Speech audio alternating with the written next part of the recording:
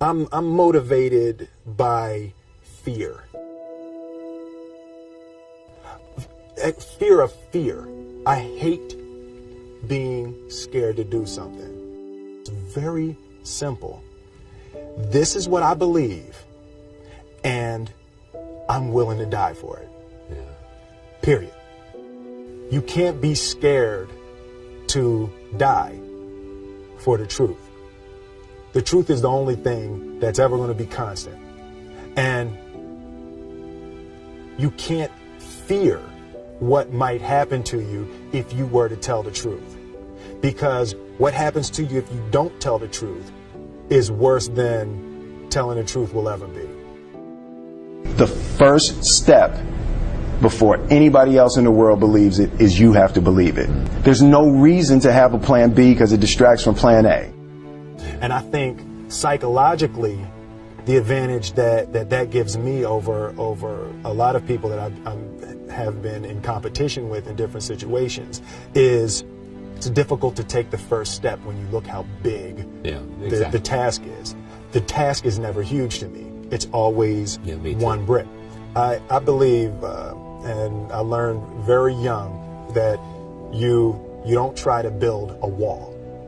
You don't set out to build a wall. You don't say, I'm going to build the biggest, baddest, greatest wall that's ever been built. You don't start there. You say, I'm going to lay this brick as perfectly as a brick can be laid. There will not be one brick on the face of the earth that's going to be laid better than this brick that I'm going to lay in this next 10 minutes. Yeah. And you do that every single day. And soon you have a wall. And soon you have a wall. I've never really viewed myself as particularly talented. Where I excel is ridiculous, sickening work ethic. You know, while the other guy's sleeping, I'm working. While the other guy's eating, I'm working. The separation of talent and skill is one of the greatest misunderstood concepts for people who are trying to excel, who have dreams, that want to do things. Talent you have naturally. Skill is only developed by hours and hours and hours of beating on your craft. I always knew that I could work hard enough. There wasn't an issue with discipline, or there wasn't an issue with the ability to sacrifice or the willingness to sacrifice. There's no easy way around it. No matter how talented you are, your talent is going to fail you if you're not skilled. Mm-hmm. You know, if you don't study, if you don't work really hard and dedicate yourself to being better every single day.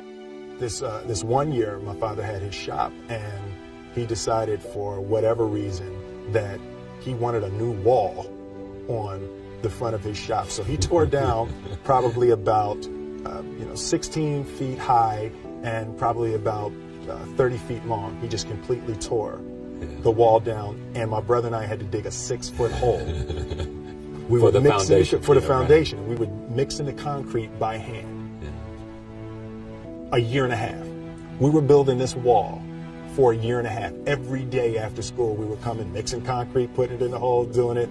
And it was just myself and my little brother. And I remember standing back, looking at that wall, saying, there's going to be a hole here forever. A year and a half later, we laid the final brick. And my father stood back with my brother and I know he planned this. He says he didn't, but I know he had been planning this and writing this for his for the past 2 years. But we stood back, we looked at the wall, and he looked at me and my brother and said, "Don't y'all never tell me that you can't do something," and walked into the shop. As a child, my parents always told me you could be whatever you want to be. You could do whatever you want to do. And you know, that office, that position, the highest office on the face of the earth, it was something I heard my parents saying it, but I didn't totally believe it. Yet I went out in the world and I carried myself and I held my head high and I stood there and I looked people in their eyes and I talked to people as if I was deserving of everything that this planet has to offer. I really want to say to children out there and to people who are watching, Confucius said one time, he who says he can and he who says he can't are both usually right.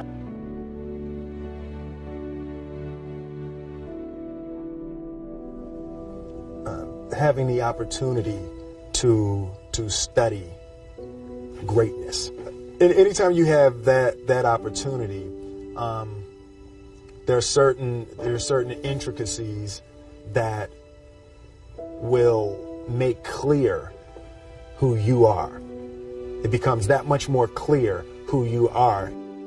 The definition of who I am is very clear to me, and it also redefines who I want to be, in that I know for a fact that I'm stronger than I thought I was. You know, you can't help but ask yourself the question, what would I do if I was in Muhammad Ali's shoes? I'm not the best at anything. You know what I mean? Eddie Murphy is funnier than I'll ever be. Denzel is more powerful than I'll ever be.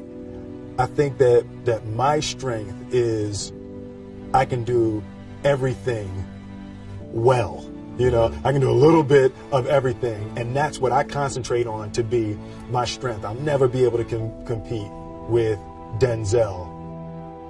I enjoy connecting with people and ideas, and you know, I have a mission statement. So every year for probably the past 10 years, I've worked out a mission statement for myself.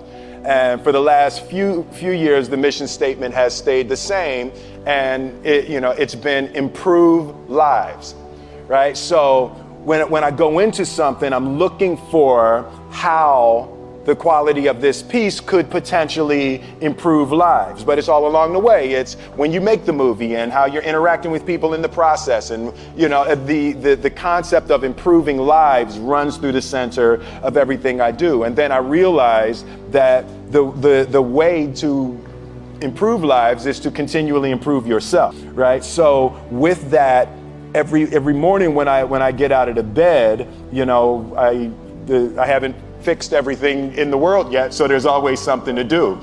I want my life, I want my work, my family, I want it to mean something. If you are not making someone else's life better, then you're wasting your time.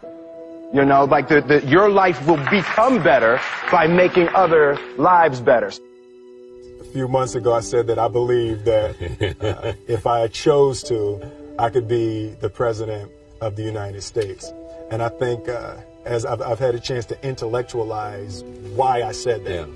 And I think that there's a certain delusional quality that all successful people have to have.